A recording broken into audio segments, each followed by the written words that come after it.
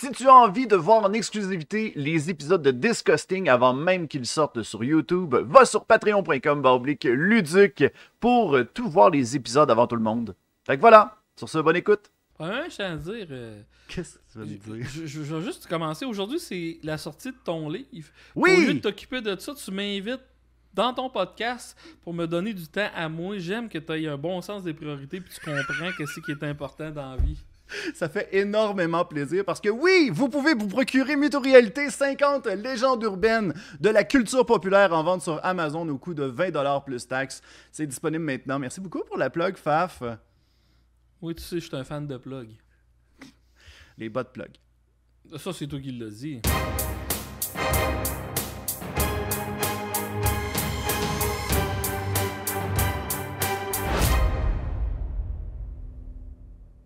Bonjour tout le monde, bienvenue à Disgustings, ce show qui est totalement geek et qui est pas mal moins populaire que Mytho-Réalité. Et aujourd'hui, je suis très content parce que j'ai avec moi un ami que ça fait longtemps qu'on se connaît. Ça fait quand même un bon 3 ans, 3-4 ans. Trop longtemps. Trop longtemps. Trop longtemps, puis ami, j'aime pas ça. T'aimes pas ça, l'amitié? Le mot en anglais parfait pour comment que notre relation est, c'est acquaintance. Genre, on se respecte de loin. Ça sonne complimarde! Je suis content d'être là, Luduc. Ben, je suis content que tu sois là. Depuis le temps qu'on voulait faire un épisode de Disgustings ensemble. Bon, ok. Moi, je cherchais des gens, puis Faf, il a fait... OK, m'a venir. Il a fait sa BA de la journée. Il a aidé un handicapé avec son petit projet. Fait que ça, j'apprécie énormément. Merci beaucoup, Faf. Ah, moi, tu le sais, les handicapés, là, j'aime ça rire d'eux autres. Puis je me suis dit, c'est une bonne occasion de bullier un handicapé, fait que je suis là. Bon, parfait. Hey, pour les gens qui ne te connaissent, ne connaîtraient pas... Vous allez pogner un asti de 2 minutes. Ouais, non, c'est ça, parce que là, normalement, on fait de l'humour tannant, petit, joli cœur par moment dans Disgustings, puis dans les vidéos de ma chaîne. Mais toi, de ton côté, t'es pas mal plus dans l'humour noir. T'es un humoriste qui a roulé sa bosse. Laquelle? Je dirais pas laquelle. On peut laisser ça à interprétation de par ton public. Ils peuvent. Mais anyway, j'aime ça que tu dises que j'ai assez de cardio pour rouler quelque chose. Déjà là, t'as du respect pour moi puis t'inventes des trucs. Parfait, j'aime ça. Moi, ça fait plaisir. Moi, t'inventer des compliments, j'aime ça. Bon, ben parfait. Ben écoute, c'est ça. Et puis, t'es quand même geek de ton côté. On risque de le voir au courant des prochains épisodes, parce qu'on va essayer de faire quelques épisodes ensemble. On sait pas comment que le temps va arranger. On connaît pas l'avenir, les amis. On le sait pas pantoute. Mais une de tes grandes passions, c'est la musique. Effectivement. Écoute, ma première question, quelle a été... Qu'est-ce qui t'a fait accrocher autant dans ce média-là? Rammstein. Rammstein, tout simplement? On parle bien du groupe de power metal. Non, c'est pas du power, c'est de l'industriel. Puis le vrai nom de la sous-catégorie, parce que moi, je suis bien geek là-dessus, c'est le Nya Deutsche Harte. Ça se traduit littéralement par le nouveau cœur de musique allemand, qui est un mouvement industriel, électronique, métal, avec des voix très graves, qui est une évolution du electro body music. Bref, oui, je suis un peu geek, comme tu peux voir, avec toutes les terminologies que j'utilise. Rammstein, c'était bien eux autres qui avaient fait la toune McDonald's, Mickey Mouse. C'était eux autres. Non, c'est Du Hast, eux autres. Du Hast, Mich. Mais bref, fait que moi, jusqu'à temps que j'ai 12-13 ans, j'aimais pas la musique. Je me rappellerai tout le temps. Moi, j'ai connu la vague, 2 vagues de boys band. Ça a commencé par les New Kids on the Block, que j'avais 6-7 ans, que ma soeur a trippé bien raide là-dessus. Puis j'ai une anecdote que dans le temps, on achetait des cassettes. Puis la cassette les fameuses face A, face B. Ouais, c'est ça. Là, il fallait que tu prennes un stylo pour faire ça de même pour... Là, on vient de perdre tous les gens qui sont nés après le 11 septembre 2001. On tient à les saluer, by the way, là. Ah, puis ceux-là qui étaient dans les tours le 11 septembre 2001 et tout, on les a déjà perdus depuis un bout. Mais... Bon, ben là, ça vient de partir, les amis. Je suis désolé si vous êtes offusqués. Oh, j'avais de la famille. Ta gueule, t'es anglophone. Fait que tout ça pour dire que ma soeur, sa cassette avait fondu dans le char à mon père, puis il a fallu qu'on en rachète un autre, sa cassette des New Kids on the Block. Elle a fondu comment? Ah, ok, à cause de l'effet de serre à l'intérieur de la voiture? Ouais, c'est ça, là, la chaleur l'été devait faire plus 30, puis c'était en plastique cheap, ces cassettes-là. Fait que ça avait fondu, puis m'était fait casser les oreilles. Puis moi, je pensais que la musique, c'était juste les New Kids on the Block. Là, après ça, mettons, 4-5 ans après, c'est Backstreet Boys. Qu'est-ce qui était drôle, c'est que, bon, à petite école, je me faisais traiter de mots que je suis pas sûr, le mot hanté que je pense qu'on peut plus dire que tu te sers pour tuer une mouche. Taouin. Ouais, taouin parce que j'écoutais pas des boys bands, puis un vrai homme dans ce temps-là, quand ça écoutait un boys band. Et moi, je me suis dit, c'est de la calice de musique de merde, ça, fait que je vais pas écouter de ça. Fait que j'étais pas musical pantoute. Puis demande-moi pas pourquoi. Mon frère, il est arrivé avec l'album de Sinzosh de Rammstein, puis je pense que je dois l'avoir écouté 400 fois en ligne. T'étais-tu au stade d'avoir brisé ta cassette, mettons? Là? C'est un CD. Ok. Cet album-là, non, mais le premier, lui d'avant, Herzolide, qui est le 3e CD que je me suis acheté à vie, je l'ai écouté tellement que je l'ai racheté 3 fois. Puis là, Tu l'as racheté 3 fois? Ouais, Ok, ouais. Parce que tu l'usais. Ouais, je disais parce que ça se graffinait. Puis tout dans ce temps-là, je savais pas qu'on pouvait resurfacer. Mm-hmm. Puis je pense qu'il avait craqué aussi, carrément, que ça, il n'y avait rien à faire. Puis juste pour te dire jusqu'à quel point j'aime encore Rammstein aujourd'hui, le premier album, Herzolite, je vais avoir une vingtaine de variations du CD, plus le vinyle. Sinza, j'en ai une quinzaine. J'ai tous les singles de Rammstein. J'ai des box sets hyper rares. Fait que, ouais, ça a commencé par ça. Là, je devais avoir 15-16 ans. Je me suis acheté une guitare. Là, vu que je jouais de la guitare, là, il y a des bandes de musique métal qu'il fallait pas que t'aimes. On appelait ça le nu metal. Tu sais, Limp Bizkit, Korn, Cold Chamber, tous ces groupes-là. Pendant un bout, je me suis mis à aimer ça, mais là, si t'étais un musicien et tu jouais du métal, t'avais pas le droit d'aimer ça. Oh boy. Ça, c'est comme... c'est comme jouer à Pokémon puis prendre Bulbasaur comme starter. Là. Tu fais pas ça. Là. Ouais. Ben, souvent, quand on était jeune, je pense qu'on se laissait un peu influencer par... j'ai un pop-up, excusez. On se laissait souvent influencer par ce que les gens pensaient autour de soi. Parce que l'étiquette était très importante. Moi, je me rappelle... je sais pas si j'ai déjà raconté à Disgustings, mais il y avait quelqu'un à mon école... que sa première journée d'école, il est arrivé avec un chandail de Pikachu. Sa première journée de secondaire. Et pendant toutes ces années-là, il s'est fait appeler Pokémon. Là. C'est le même au point qu'il ne voulait plus rien savoir de Pokémon. Il a pété sa coche. Puis après ça, tu le voyais, il se promenait avec des chandails de métal parce qu'il voulait changer d'attitude. Fait que c'est fou à quel point, quand on est jeune... l'étiquette est importante par rapport à ça. Puis c'est drôle de savoir que ça t'a influencé. Oui, mais pour ça. C'est drôle parce que, dans un sens, c'est contradictoire parce que moi, quand j'étais à l'école secondaire, c'était les punkeux versus les rappeux. Genre, les métallos, on était dans notre coin, puis on était tout seul pour se faire réserver de nous autres par toute l'école au complet. Fait que, oui, je me suis conformé dans ma gang de métalleux, mais je me suis pas conformé à l'école en général, parce que avoir voulu me conformer, c'est du NoFX que j'ai réécouté ou du M&M, mettons. Puis je vais faire un hot take par rapport à ça, là, mais je pense que les métalleux, c'était les plus geeks de l'école.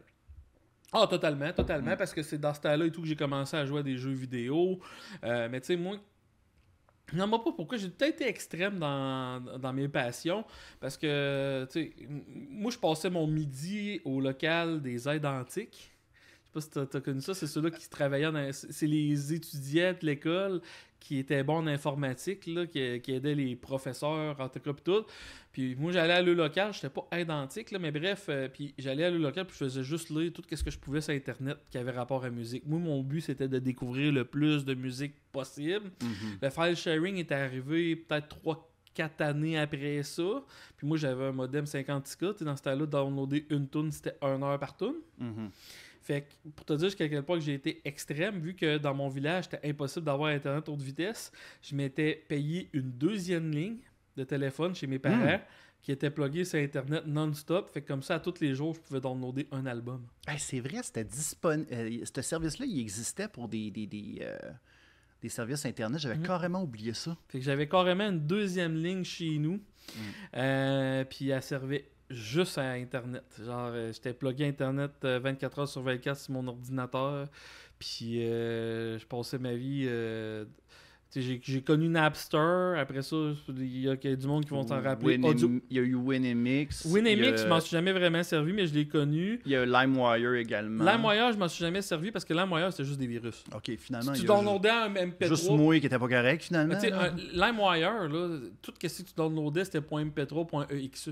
Fait que tu cliquais là-dessus puis t'ouvrais un virus. Là. Mais encore là, OK, là je veux pas prendre la défense de LimeWire non plus, là, mais c'est parce que moi, je me rappelle, quand j'utilisais LimeWire, j'allais toujours voir l'extension à la toute fin. Parce que lorsque tu allais voir, tu faisais une recherche, tu allais voir le nom du fichier. Et après ça, tu sais, genre, tu avais comme genre .mp3.wave, là, peut-être pas, pas .wave, là, mais ça te permettait de ne pas downloader un programme. Moi, je pense que ceux qui pognaient les virus, c'était les tatas qui... Mais les MP3, il y avait de quoi? Parce que, je sais pas si tu te rappelles de ça, mais il avait réussi à faire une forme de MP3 qu'il fallait que tu achètes une licence pour l'écouter. Fait que tu téléchargeais un MP3, puis là, tu le mettais dans Winamp. Puis là, il se connectait à un site internet, puis là, il allait essayer d'aller chercher une licence. Fait qu'à cause de tout ça, ils ont été capables de crisser des virus dans les MP3 quand même. Fait que moi, j'ai jamais utilisé LimeWire à cause de ça, puis il y avait d'autres variations, j'ai Nutella, puis des cochonneries de même, là. Okay. Moi, j'ai utilisé... Le meilleur programme que j'ai mis, c'était Audio Galaxy, mais ça n'a pas toffé longtemps. Puis là, présentement, depuis 2003, je me sers de quelque chose qui s'appelle SoulSeek. SoulSeek, c'est quoi ça? C'est carrément Napster, mais mieux fait. OK, parfait. Je pense là, je veux juste faire un petit avis. Là, on ne vous encourage pas à pirater. Là, on parle juste de auparavant ce qu'on faisait. Ah, mais encore là avec qu'est-ce qu'il y a, il n'y a pas de différence selon moi entre Spotify et aller te chercher les tunes parce que Spotify, j'ai interviewé beaucoup de groupes avec mon podcast, on en parlera peut-être plus tard. Puis, un groupe, il va tout. Hey, j'ai eu 200 000 écoutes cette année. Ah ouais, ça t'a fait comment? 15 cents? Ouais, parce que t'as pas beaucoup de prix avec lorsque t'es écouté sur Spotify. Eux autres, ils vont vraiment, tu vas avoir une cote par rapport. Pas au pub, là, mais c'est quoi où c'est que Spotify va chercher leur pub? Je sais pas, mais je sais que moi, présentement, avec mes vidéos, je me fais probablement plus d'argent avec les pubs Facebook que tous ces artistes-là sont avec le musique. C'est aberrant, Spotify.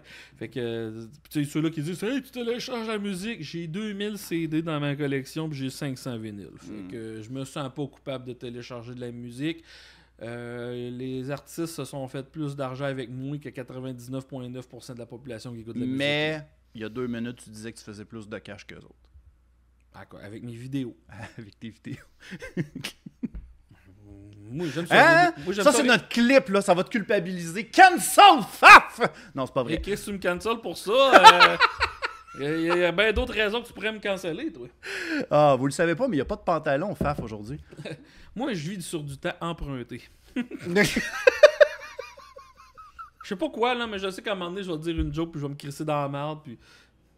Même, je pense que avec du recul, savoir que tel joke pourrait me crisser dans la merde, je pense que je la ferai encore plus. Mais continuons, parlons de musique. Oui, la musique, c'est un beau terrain neutre. La prochaine question, parce que là, t'as frôlé un peu le sujet de ton podcast qui est... Boule de métal. Boule de métal, merci beaucoup. Boule de métal qui s'en va rencontrer, t'interviews des bandes québécois de métal et tu leur parles de tout ça. Ça t'est venu où, cette idée-là, de pouvoir les rencontrer? Est-ce que c'est un rêve de TQ que tu voulais absolument partager ça? Ça m'est venu du simple fait que le band métal québécois le plus mythique, qui est Voivode, je sais pas s'il avait dit ça dans un podcast, je sais pas si c'était à Jer Alain ou peu importe, mais en tout cas, un des membres de Voivode avait parlé, je sais pas si tu te rappelles, Musimax dans le temps, il y avait une émission qui s'appelait Génération. Oui, je m'en rappelle, ouais. Puis il y avait Génération 80, puis dans toutes les générations, ils n'ont jamais parlé de band metal québécois, alors que dans les années 80, Voivode, pendant un bout, là, c'était de shit, là. Puis ils ont même pas effleuré le sujet, puis ils ont parlé de full d'artistes québécois qui ont même pas eu le cadre de la popularité de Voivode. Ouais, puis souvent, ben, ça c'est un truc que je reproche beaucoup aux médias, c'est que ça va souvent y aller vers la facilité, ça va tout le temps y aller vers des noms qui sont souvent reconnus.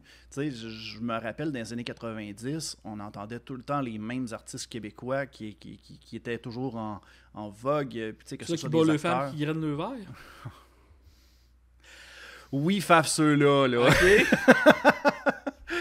Fait que, tu sais, je pense que là-dessus, il y a un gros problème avec les médias qui fait en sorte que, tu sais, on ne cherche pas à aller chercher à montrer au public une nouvelle, un nouveau média, mais on cherche plus à aller... La musique québécoise, c'est une musique lyrique. C'est une musique basée sur les paroles puis la voix d'un chanteur. Puis encore là, il n'y a pas tant de mélodie que ça dans comment que le chanteur amène ses paroles sur sa Christie de toune. Puis la guitare est juste là pour... les instruments sont juste là pour accompagner. Là. Puis le moins que tu te rappelles de la musique qui est en arrière des paroles, le mieux que c'est. Moi, la musique que j'aime, c'est la musique à riff. C'est la musique que tu es capable de chanter qu'est-ce que la guitare fait. Tu es capable... tu sais, quand tu es capable de faire du air guitar là-dessus. C'est ça, c'est ce genre de musique-là. Puis, tout ce qui est pas ce cadre-là, le folk québécois, ben nos médias traditionnels en parlent jamais. Puis s'ils en parlent tout le temps, un peu pour en rire. Tu sais, tout le monde en parle, avait reçu Marco Cagliari, anciennement Anonymous, puis il arrêtait pas de le boulier avec son passé d'Anonymous. Il riait de lui. Tu sais, c'était pas fait méchamment, mais tu sais, le monde... T'sais, la musique folk québécoise, c'est tellement de la musique easy listening que faut pas que tu creuses tes goûts tant que ça. C'est comme...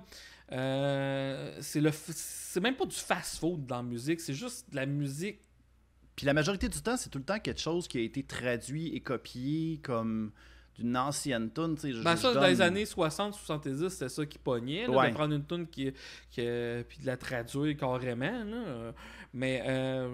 je te dirais qu'à ce point de vue-là, on a évolué. Puis on a des bons compositeurs de musique. Il y a des paroles que je lis, je pense à Daniel Bélanger ou, mettons, à Émeric Côté dans les plus émergents, que j'aime ce qu'ils font pour côté paroles et tout, mais tu sais, c'est pas de la musique qui vient me chercher tant que ça. Parce que, tu sais, pour passer à la radio au Québec, t'as un moule à suivre. Si tu veux que les médias parlent de toi, t'as un moule à suivre, puis tout le monde embarque dans ce moule-là. Fait que moi... Parce qu'ils veulent vendre des CD, ils n'ont pas le choix. Si je fais un parallèle à mon podcast, tous les groupes de musique qui ont décidé de ne pas se conformer à ça, dans le métal, mais dans le punk, dans le rock aussi, on a plein.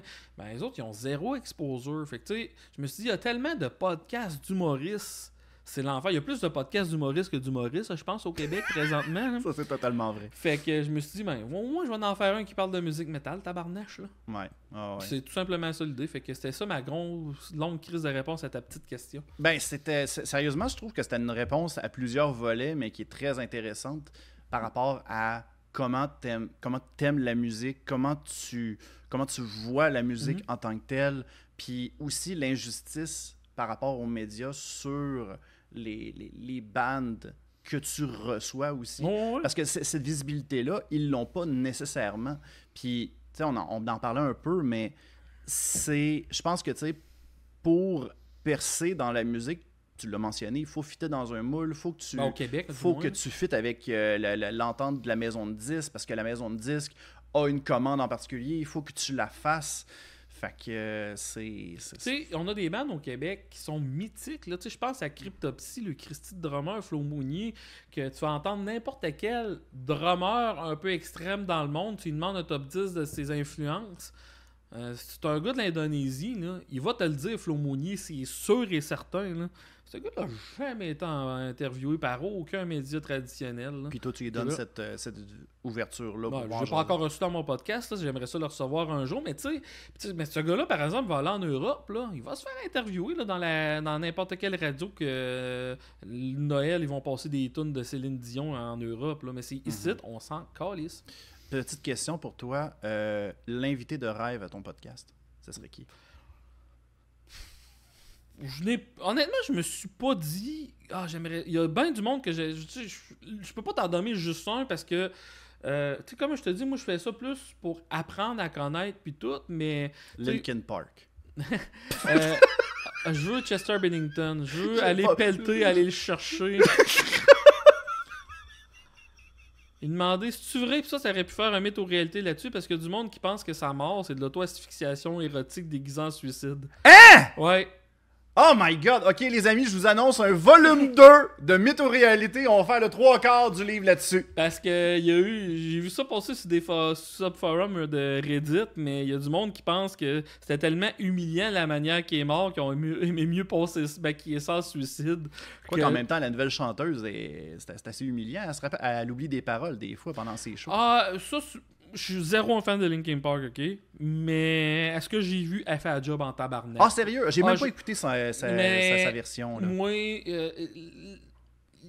peu importe ce qui arrive, tu peux changer le chanteur d'un groupe mythique, t'as 2 avenues, ok? Soit que tu prends le meilleur chanteur d'un hommage à ton groupe que tu peux pas trouver. Exemple, Journey, ils ont fait ça. Je m'en allais donner l'exemple des bébés parce que le chanteur est mort et c'est son fils qui a une voix semblable qui a repris, qui fait souvent des apparitions pour des shows. Là.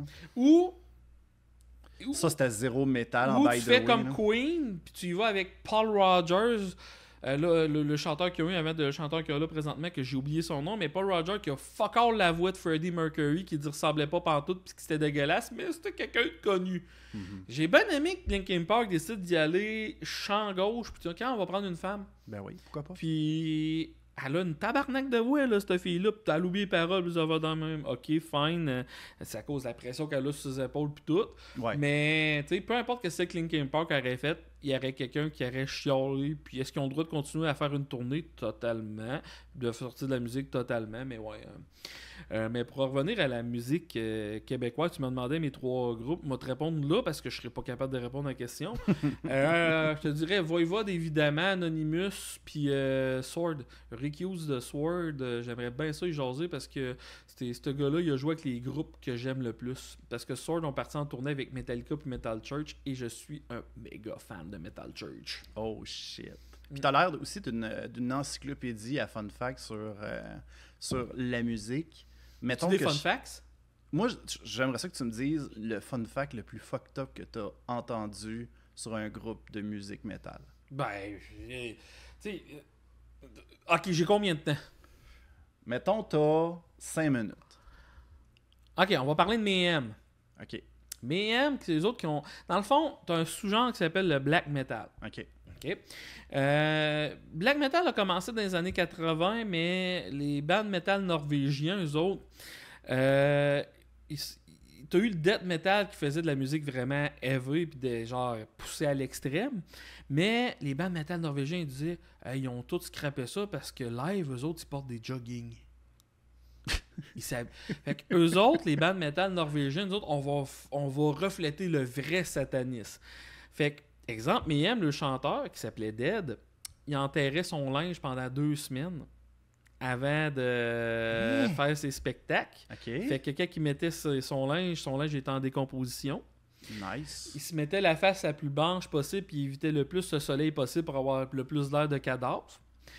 Il avait trouvé un corbeau mort à terre. Il l'a crissé dans un bocal. Puis entre chaque tonne, il se prenait une draft dans le bocal pour qu'il soit capable de chanter la mort. Mais c'est pas bon pour la santé. Il n'y a pas des bactéries. Il n'est pas tombé malade d'une intoxication, ce gars-là. Il s'est suicidé. Il s'est tiré une balle de 12 dans la tête. Puis ça a servi de cover d'un album bootleg de... Après ça, qu'est-ce que tu veux faire de plus métal? Hein? Tout a été fait. Tu sais quoi sa note de suicide? Ah oui donc. Désolé pour le sang.